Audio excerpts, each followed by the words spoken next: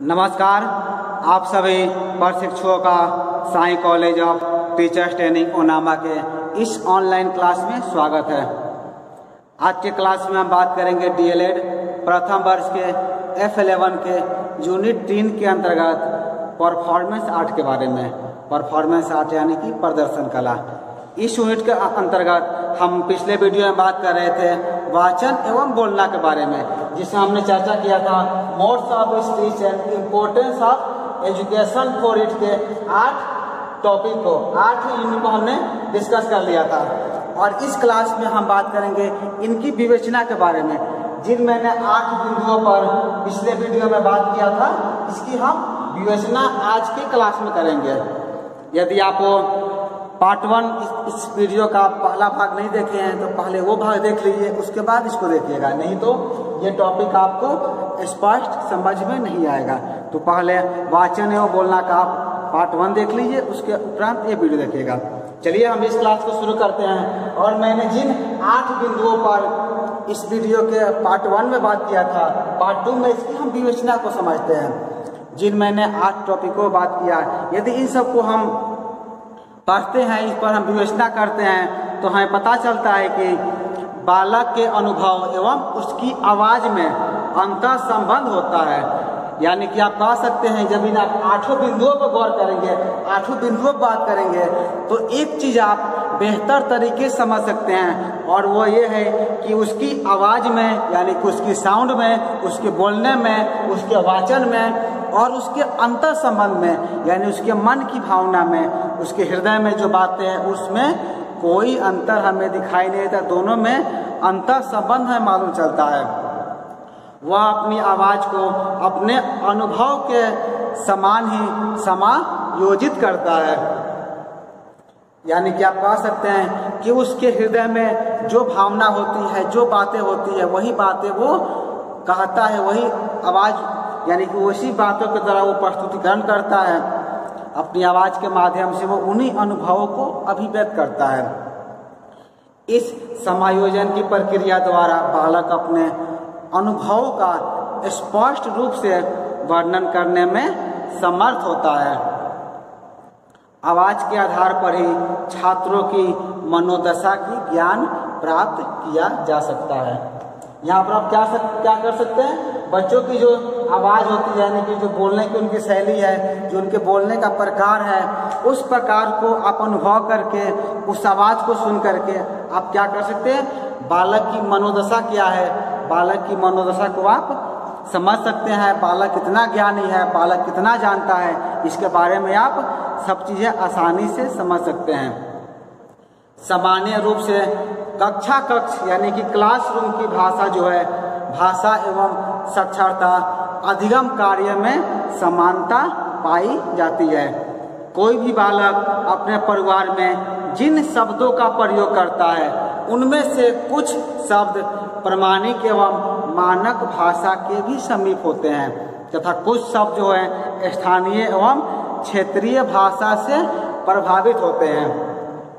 आप सभी भी सुनते होंगे या जानते होंगे, जब क्लास में आप पढ़ाते होंगे या कोई प्रश्न आप बच्चों से पूछेंगे, तो बच्चे क्या करेंगे, वो उनके घर में या आसपास जो भाषा, जो बोली बोली जाती है, वो उसी के अनुसार उत्तर देंगे, और जो उनके इलाके में, मोहल्ले में जो क्षेत्रीय भाषा है, उसका भी अंकन करके वो बोलने का प्रयास करेंगे। और यदि आप हिंदी में बच्चे को पढ़ा रहे हैं, तो बच्चे की पूरी कोशिश रहती है कि वो भी आपकी तरह हिंदी में ही जवाब देने का प्रयास करें। यदि हम एग्जाम्पल की बात करें, तो उदाहरण में आप लिख सकते हैं कि बालक अपने परिवार में मम्मी शब्द का प्रयोग अपनी माँ के लिए करता है, परंतु प्रमाणिक भाषा में माताजी या माँ शब्द ही स्वीकार किया जाता है। बालक क्या करता है अपने परिवार में, जैसे उसके माहौल है, वो मम्मी तो कह देता है, लेकिन प्रमाणिक भाषा क्या है, प्रमाणिक भाषा में आप माताजी या माँ शब्द क्या है, स्वीकार किया गया है। इसके अतिरिक्त माँ के लिए प्रयुक्त शब्द स्थानीय या क्षेत्रीय भाषा से भी संबंधित होते हैं। इस प्रकार बोलने के संदर्भ में शिक्षा के महत्व के रूप में कक्ष की भाषा का अध्ययन किया जाना अनिवार्य है। कक्षा कक्ष भाषा के अंतर्गत सामान्य रूप से शिक्षक छात्रों को आकर्षित करने के लिए स्थानीय भाषा के शब्दों का भी प्रयोग कर सकते हैं। यानी कि शिक्षक क्या करते हैं, बच्चों को आकर्षित करने के लिए, बच्चों को इम्प्रेस करने के लिए जो उनकी स्थानीय भाषा है उसका भी वो कभी कभी प्रयोग कर सकते हैं, परंतु इसको अंतिम रूप में छात्रों को शुद्ध एवं साहित्यिक भाषा का ज्ञान कराना आवश्यक है। ये चीज आपको ध्यान रखनी है। आप क्लास में जाते हैं तो आपकी जो क्षेत्रीय भाषा है, यानी कि जिस स्कूल में आप पढ़ाने गए हैं, जिस विद्यालय में आप पढ़ा रहे हैं, तो वहाँ की जो क्षेत्रीय भाषा है, आप क्लासरूम में यूं ही इंटरटेनमेंट के लिए या बच्चों को बीच एक अच्छे बेहतर माहौल तैयार करने के लिए आप क्षेत्रीय भाषा का प्रयोग तो कर सकते हैं, लेकिन फिर अंतिम में आपको क्या करना है, शुद्ध एवं साहित्यिक भाषा का भी ज्ञान उन्हें कराना है। यदि शुद्ध एवं साहित्यिक भाषा का ज्ञान उन्हें आप नहीं कराते हैं तो बच्चे क्या करेंगे, उसी भाषा को, उसी अशुद्ध भाषा को सीख लेंगे। तो इसीलिए आपका इसका विशेष ध्यान रखना है। कई शिक्षकों के द्वारा ऐसा किया जाता है कि बच्चे को क्षेत्रीय भाषा में पढ़ाया जाता है। बच्चे समझ तो लेते हैं इसे, लेकिन उन्हें शुद्ध एवं साहित्यिक भाषा का ज्ञान नहीं हो पाता है। तो आपकी ये कोशिश रहनी चाहिए, जब भी हम क्लास में बच्चों को पढ़ाएंगे तो इसका ध्यान जरूर रखेंगे, यदि हम स्थानीय या क्षेत्रीय भाषा का प्रयोग कर रहे हैं तो उसके उपरांत भी हमें शुद्ध एवं साहित्यिक भाषा का भी बच्चों को ज्ञान कराना चाहिए। जैसे यदि हम किसी एग्जाम्पल की बात करें तो उसमें लिख सकते हैं आप, जैसे किसी स्थान पर पशुओं को क्या कहता है, ढोर कहते हैं। पशु को आप लोग क्या कहते हैं, जानवर कह सकते हैं, कहीं कहीं ढोर भी कहा गया, इसे मवेशी भी कहा जाता है। तो शिक्षक जो है ढोर शब्द का प्रयोग छात्रों को कक्ष में रुचि उत्पन्न करने के लिए कह तो सकता है, परंतु उसे पशु शब्द का प्रयोग अंतिम रूप से सिखाना होगा। एक उदाहरण था, होता है ना कि कई चीजें को, कई बातों को हम क्षेत्रीय भाषा में किसी और नाम से जानते हैं, लेकिन आप छात्रों को आकर्षित करने के लिए, रुचि उत्पन्न करने के लिए उस क्षेत्रीय भाषा का प्रयोग तो कर सकते हैं, लेकिन अंतिम में आपको क्या करना होगा, इसका जो शुद्ध उच्चारण है उसका भी इसे बताना होगा। यदि हम एक और एग्जाम्पल याद देना चाहें तो जैसे कि गन्ना होता है या ईख होता है, ईख को जो है भोजपुरी में लोग ऊख बोलते हैं, ऊख बोला जाता है, आपके इधर केतारी बोला जाता है। तो ये सब क्या है, एक क्षेत्रीय भाषा है। लेकिन आप जब क्लास में बच्चों को गन्ना पढ़ा रहे हैं, ईख के बारे में पढ़ा रहे हैं, तो आप केतारी या फिर ऊख तो कह सकते हैं, लेकिन उसे केवल कक्षा में रुचि उत्पन्न करने के लिए कहेंगे। लेकिन अंतिम में आप बच्चों को सिखाएंगे कि जो ऊख है या फिर ये केतारी है, ये क्षेत्रीय भाषा है, आपको गन्ना या ईख ही याद रखना है, ये इसका शुद्ध भाषा है। तो क्लास में आपको विशेष रूप से ध्यान रखना है, क्षेत्रीय भाषा का तो आपको प्रयोग करना ही करना है, लेकिन जो इसका साहित्यिक भाषा है इसका भी ज्ञान बच्चों को क्लासरूम में आपको करा देना है। चलिए इसमें हम आगे जानते हैं कि कक्ष में यानी कि क्लासरूम में भाषा के स्वरूप को हम कितने रूपों में बांट सकते हैं। इसे अनेकों रूपों में बांटा गया है। कुछ रूप की चर्चा हम यहाँ आज के क्लास में आप सभी के समक्ष करना चाहते हैं, क्योंकि जब तक आप साहित्यिक भाषा को, मानकीकृत भाषा को नहीं समझते हैं, तब तक आपकी जो वाचन और बोलने की जो शक्ति है, जो बोलने का जो आपका प्रारूप है, वो बेहतर तरीके से नहीं हो सकता है। क्योंकि कहा भी गया, बोलने के लिए क्या होना चाहिए, आपको शुद्ध साहित्यिक भाषा का ज्ञान होना चाहिए। जब हम हिंदी बोल रहे हैं तो वहाँ पर हम गन्ना बोलना होगा, ईख बोलना होगा, तो वहाँ पर हम केतारी या ऊख नहीं बोलेंगे, क्योंकि ये क्षेत्रीय भाषा है। पशु के बारे में बोलना होगा तो हम वहाँ पर ढोर नहीं कहेंगे, हम पशु ही कहेंगे। तो क्या होता है, जब ऐसे लोग क्षेत्रीय भाषा में पढ़ाई करते हैं, क्षेत्रीय में रहते हैं, तो उनकी भाषा यूँ क्या होती है, प्रॉब्लम करती है, उसमें समस्या उत्पन्न करती है। वो सब चीज़ों में हिंदी बोलेंगे, फिर भी कुछ शब्दों को वो अपने क्षेत्रीय भाषा के अनुरूप उसे बोल देते हैं। तो इसका आपको विशेष ध्यान रखना है। यानी कि आप हिंदी बोल रहे हैं तो पूरी तरह से साहित्यिक रूप से जो भाषा को एक्सेप्ट किया गया है, जो भाषा को माना गया है, उसी पर बात करेंगे, उसी के अनुरूप ही आप चर्चा करेंगे। तो आप यहाँ पर लिखेंगे, कक्ष में भाषा के स्वरूप को निम्नलिखित रूपों में स्पष्ट किया जा सकता है। आप नंबर 1 में लिखेंगे, आपको हेडिंग 1 देना है। टॉपिक 1 या पॉइंट 1 में आप लिखेंगे साहित्यिक भाषा। पहला में आप लिखेंगे यहाँ पर साहित्यिक भाषा। साहित्यिक भाषा में आप सभी को लिखना है कक्ष के यानी कि क्लासरूम की भाषा पूर्णतः साहित्यिक एवं शुद्ध होती है। उसमें शुद्ध शब्दों का प्रयोग किया जाता है जो कि प्रमाणित एवं भाषाई दृष्टि से उत्तम होते हैं। कक्ष में प्रयुक्त होने वाले शब्द छात्रों की योग्यता एवं स्तर के अनुरूप के होते हैं।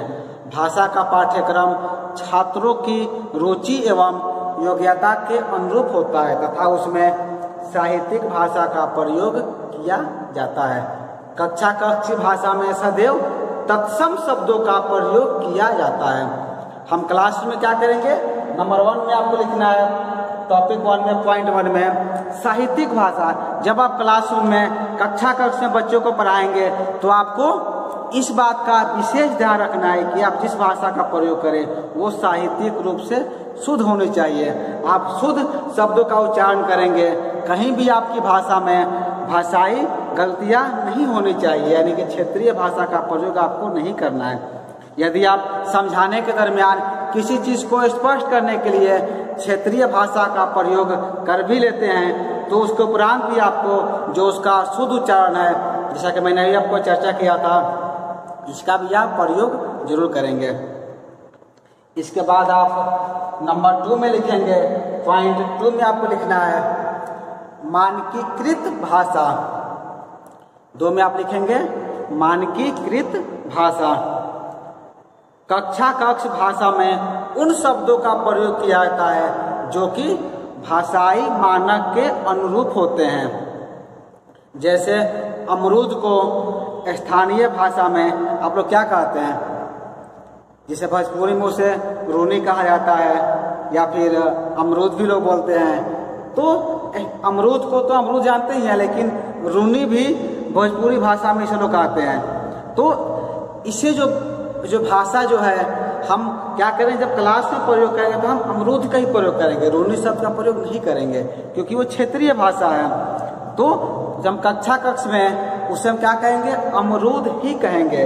इसका जो क्षेत्रीय नाम है जैसे रूनी नाम हो गया वो हम क्लास में नहीं कहेंगे, हम इसे अमरूद के नाम से ही उच्चारण करेंगे। इसके अतिरिक्त कक्ष की भाषा में विराम चिन्ह एवं पूर्ण विराम इत्यादि का भी ध्यान रखा जाता है। जैसे हम एग्जाम्पल की बात करें तो शिक्षक विराम चिन्ह पर अधिक देर तक रुकता है तथा अल्प विराम पर कम देर रुकता है। इसके साथ साथ वाक्यों के अनुरूप वाणी में उतार चढ़ाव भी लाता है। आपको क्या करना है, जहां पर पूर्ण विराम हो या फिर अल्प विराम हो तो उसके अनुसार जब आप कोई वाक्य बोलेंगे या बच्चों को क्लास लेंगे, बच्चों को पढ़ाएंगे तो आपको उसी के दरमियान ही कार्य करने हैं। यानी जब पूर्ण विराम हो तो आप क्या करेंगे, वहां पर देर तक रुकेंगे, और जब अल्प विराम हो तो वहां पर कम देर तक रुकेंगे, जिससे कि आपकी वाणी के साथ, आपके बोली के साथ एक उतार चढ़ाव भी लगा रहेगा और बच्चे उसे स्पष्ट तरीके से आसानी से उसे समझ जाएंगे।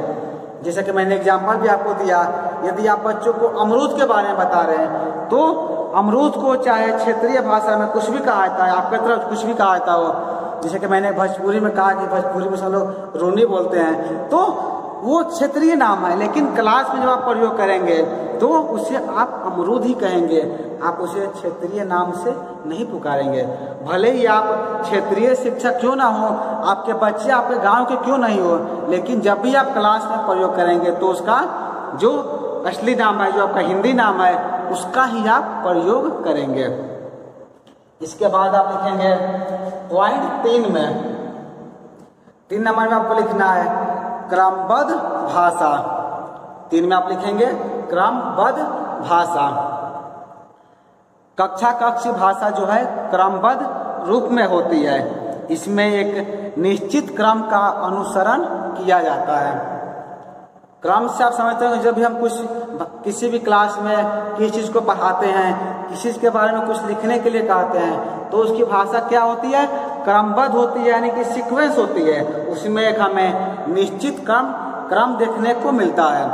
जैसे हम एग्जाम्पल की बात करें, उदाहरण की यदि बात करें तो कक्ष में दहेज प्रथा से संबंधित मान लीजिए चर्चा हो रही है, तो शिक्षक द्वारा प्रश्नोत्तर का क्रम जो है दहेज प्रथा से संबंधित होगा तथा प्रत्येक प्रश्न को क्रमबद्ध रूप से पूछा जाएगा, जिससे दहेज प्रथा के बारे में छात्रों को सम्यक जानकारी प्राप्त हो सके। यदि आप क्लास में डाउरी सिस्टम के बारे में पढ़ा रहे हैं, दहेज प्रथा के बारे में पढ़ा रहे हैं और बच्चों से प्रश्न पूछ रहे हैं, तो आपका प्रश्न कैसा होना चाहिए? सीक्वेंस होना चाहिए, क्रमबद्ध होना चाहिए, ताकि बच्चे जो है क्रमबद्ध रूप से एक एक चीज़ों को समझ सके। दहेज प्रथा है क्या, डाउरी सिस्टम है क्या, कैसे कार्य करता है, इसे कैसे हम दूर कर सकते हैं, सब चीज़ें क्या होना चाहिए? आपका एक सीक्वेंस के रूप में होना चाहिए, क्रमबद्ध के रूप में होना चाहिए। इसके बाद आप लिखेंगे चौथे नंबर पर, 4 नंबर आपको लिखना है औपचारिक भाषा का प्रयोग। चौथा नाम लिखेंगे औपचारिक भाषा का प्रयोग। इसमें आप लिखेंगे सामान्य रूप से घर परिवार में या मित्रों के साथ जिस भाषा का प्रयोग किया जाता है वह पूर्णतः अनौपचारिक होती है। औपचारिक और अनौपचारिक आप जानते ही हैं। औपचारिक भाषा का प्रयोग आप कहाँ करते हैं? औपचारिक भाषा का प्रयोग आप क्लासरूम में या अपने बड़ों के साथ या अपने शिक्षकों के साथ करते हैं। अनौपचारिक का प्रयोग कहाँ करते हैं? अनौपचारिक का प्रयोग आप अपने दोस्तों के साथ, अपने घर परिवार के साथ करते हैं। यदि हम एग्जाम्पल की बात करें, उदाहरण की बात करें, तो अपने दोस्तों से क्या पूछेंगे? क्या खाया आज? क्या एक अनौपचारिक भाषा है, क्या खाया आज? लेकिन यही प्रश्न जब शिक्षक द्वारा किसी छात्र से कक्षा में पूछा जाएगा तो उसका स्वरूप कैसा होगा? उसका स्वरूप ऐसा होगा, आज आपने भोजन में कौन कौन सी वस्तुओं का सेवन किया। अब देखिए दोनों में अंतर कितना है, एक औपचारिक भाषा और एक अनौपचारिक भाषा। अनौपचारिक भाषा में क्या है?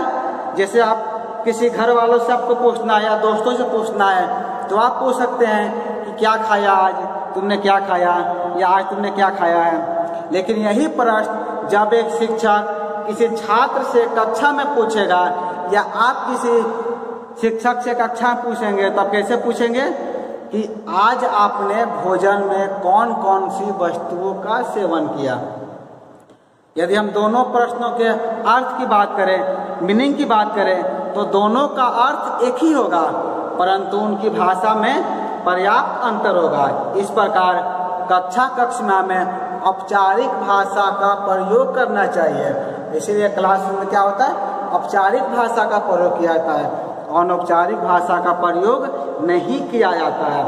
इसका भी आपको विशेष ध्यान रखना है। आपको क्लासरूम में पढ़ाते समय या किसी भी सीनियर से, शिक्षकों से बात करते समय आप कोशिश करेंगे, क्या करेंगे? औपचारिक भाषा का प्रयोग करने के लिए। अनौपचारिक भाषा का प्रयोग वहाँ पर आप नहीं करेंगे। इसके उपरांत आपको 5वें नंबर में लिखना है, यानी कि 5वें टॉपिक में आप हेडिंग देंगे भाषाई चिन्हों का प्रयोग।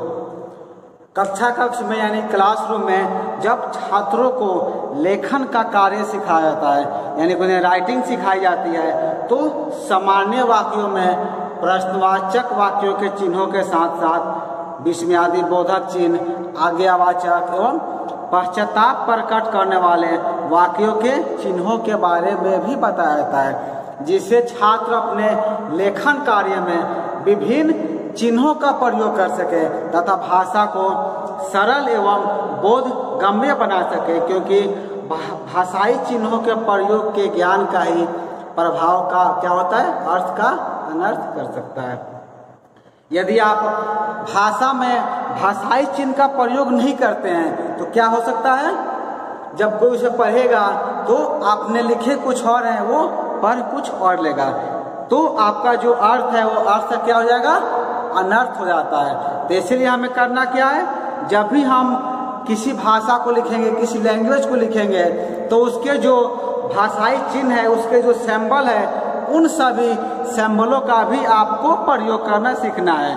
यानी कि बोलने में भी, वाचन में भी हम सबका प्रयोग तो करेंगे ही, लेकिन लिखने में भी, राइटिंग में भी वैसी चिन्हों का हम प्रयोग करेंगे। जिससे फायदा क्या होगा? उससे फायदा यह होगा, जब आपके द्वारा लिखे गए आर्टिकल को, आपके द्वारा लिखे गए लेख को कोई पढ़ेगा तो जो चिन्ह आपने प्रयोग किए हैं, जो चीज़ आप कहना चाहते हैं, उसी के अनुरूप ही सामने वाला व्यक्ति उसे पढ़ पाएगा और बेहतर तरीके से उसे समझ भी पाएगा। इसके बाद आपको छठे नंबर में, छठे पॉइंट में आपको लिखना है उपयुक्त उतार चढ़ाव। कक्षा कक्षी भाषा में प्राय छात्रों को भाषाई भाव से अवगत कराने के लिए वाणी में आपके उपयुक्त उतार चढ़ाव भी लाया जाता है।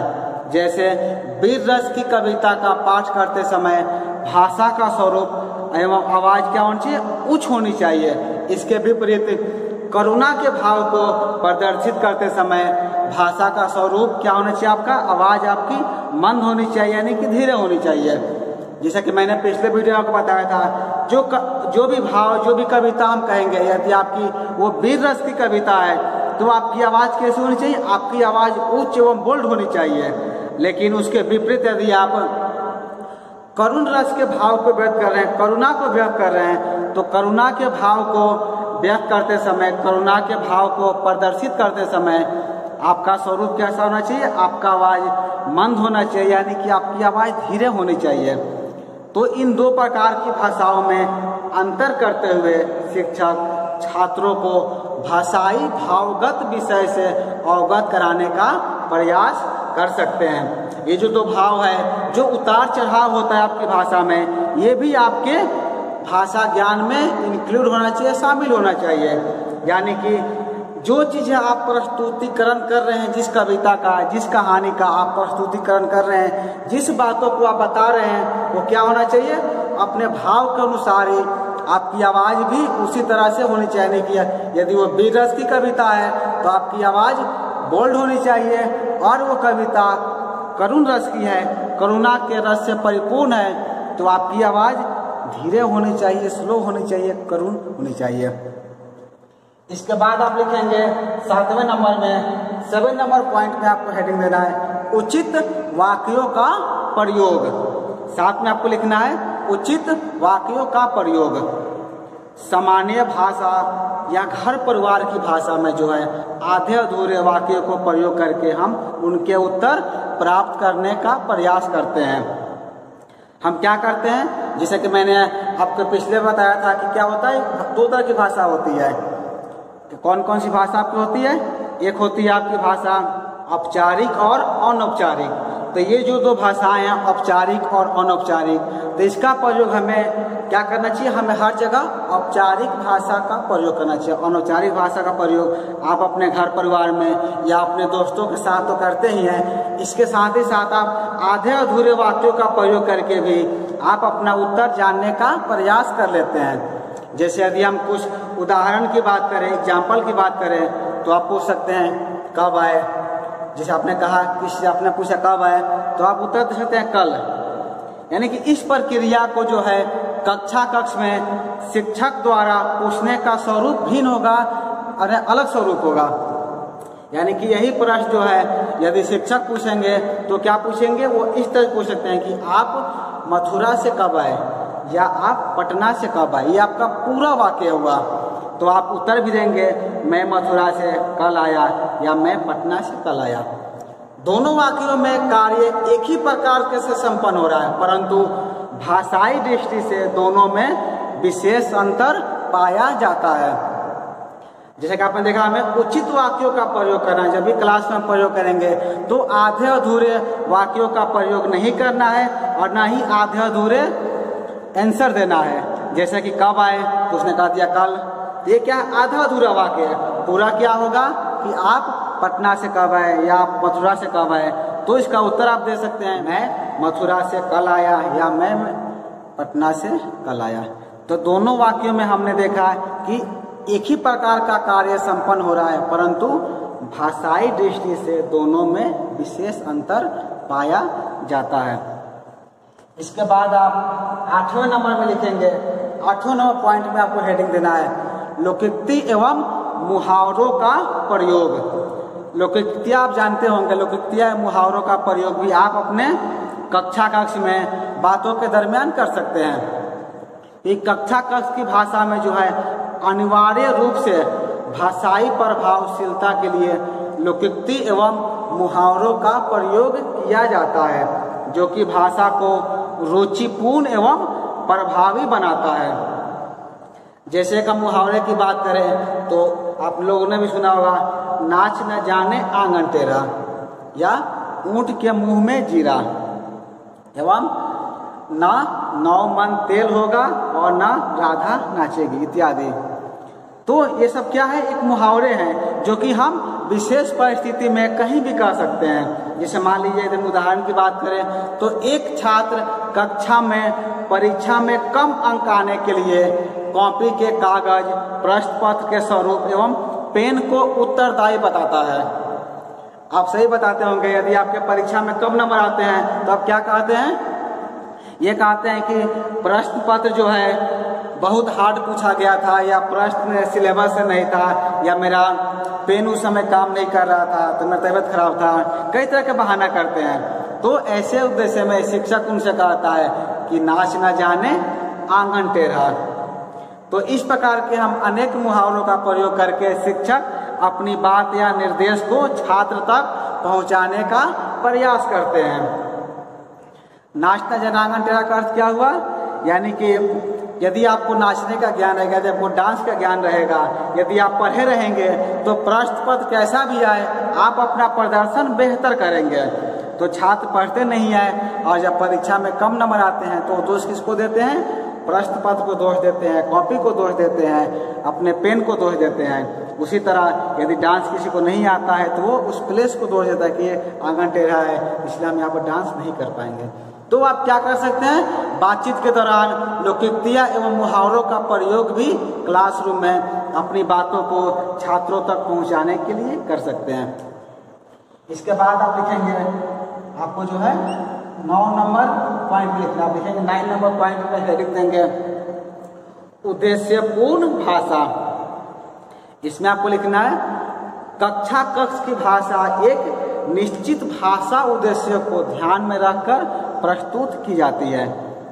जो कक्षा कक्ष यानी कि जो क्लासरूम की भाषा होती है वो एक निश्चित भाषा को ध्यान में रख करके प्रस्तुत की जाती है। जैसे शिक्षक जो है छात्रों को रसों के बारे में बताना चाह रहा है। रस आप सभी जानते होंगे, तो रस कौन कौन होते हैं, वीर रस, श्रृंगार रस, करुण रस, रौद्र रस, इस तरह से जो है टोटल 9 रस है।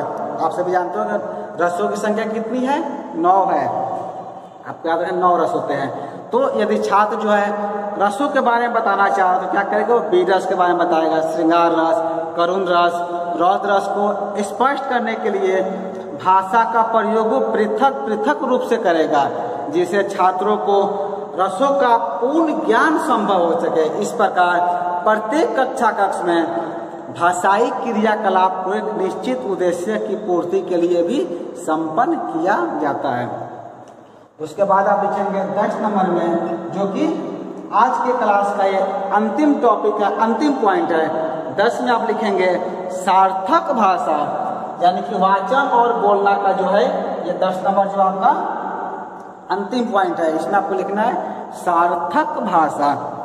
सार्थक भाषा में आप सभी लिखेंगे कक्षा कक्ष भाषा जो है प्राय सार्थक भाषा के रूप में स्वीकार की जाती है, जबकि अनेक अवसरों पर घर परिवार में निरर्थक भाषा का प्रयोग किया जाता है। जैसे एक बालक से पिता कहते हैं कि रोटी वोटी खा लो, पानी वानी पी लो, तो क्या है, इस बात को शिक्षक जब छात्र से मध्याह्न भोजन के संबंध में कहता है तो उसका स्वरूप भोजन कर लीजिए तथा जल ग्रहण कर लीजिए।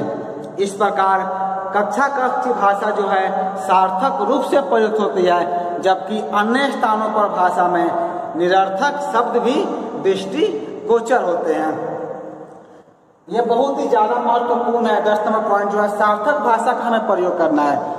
अधिकतर लोग क्या कहते हैं, घर पर या कहीं भी हर कोई बोलता है कि रोटी वोटी खा लीजिए, पानी वानी पी लीजिए, तो पानी तो होता है, वाणी क्या होता है, रोटी वोटी क्या होता है, तो ये आपकी सार्थक भाषा नहीं है। इसका प्रयोग भले ही आप अपने घर पर, अपने दोस्तों के बीच या अपने परिवारों के बीच करते होंगे, लेकिन जब आप कक्ष में, क्लासरूम में प्रयोग करेंगे तो वहाँ आपको बोलना है कि भोजन कर लीजिए, जल ग्रहण कर लीजिए या पानी पी लीजिए। तो हमें ये देखना है कि जब हम क्लासरूम में, कक्ष में भाषा का प्रयोग करेंगे तो हमारी भाषा सार्थक रूप से सही होनी चाहिए। अन्य जगहों पर चाहे भाषा में जितना भी हमें निरर्थक शब्द दृष्टिगोचर होते हैं, तो इसका प्रयोग हमें क्लासरूम में नहीं करना है, इसका हमें विशेष ध्यान रखना है। तो इसकी क्लास में, आज के क्लास में हमने वाचन एवं बोलना के अंतर्गत modes of speech and importance of education for it के बारे में जाना। क्योंकि ये वीडियो लंबा था इसलिए इसका निर्माण हमने 2 भाग में किया है। तो आज के क्लास में ये आपका टॉपिक जो है आज समाप्त हो गया, जिसमें हम जान रहे थे वाचन एवं बोलना के बारे में। आपके DLED प्रथम वर्ष के इकाई 3 प्रदर्शन कला में आप सभी को पढ़ना था प्रदर्शन कला के विविध प्रकार एवं उनकी तैयारी के अंतर्गत वाचन के बारे में। हम अगले वीडियो में बात करेंगे सृजनात्मक लेखन यानी कि क्रिएटिव राइटिंग के बारे में। हमने बोलना तो सीख लिया, वाचन तो सीख लिया, अब हम लिखना सीखेंगे, लेखन कार्य कैसे करेंगे, क्रिएटिव राइटिंग कैसे करेंगे, इसके बारे में हम बात करेंगे अगले वीडियो में। इसके बाद आपको पढ़ना है संप्रेषण कला यानी कि कम्युनिकेशन आर्ट। कम्युनिकेशन आर्ट का वीडियो भी पहले से अपलोड किया चुका है, आप उसे देख सकते हैं। इसके बाद हम वीडियो में जानेंगे सृजनात्मक लेखन, क्रिएटिव राइटिंग। इस वीडियो में इतना ही। यह वीडियो देखने के लिए आपका धन्यवाद।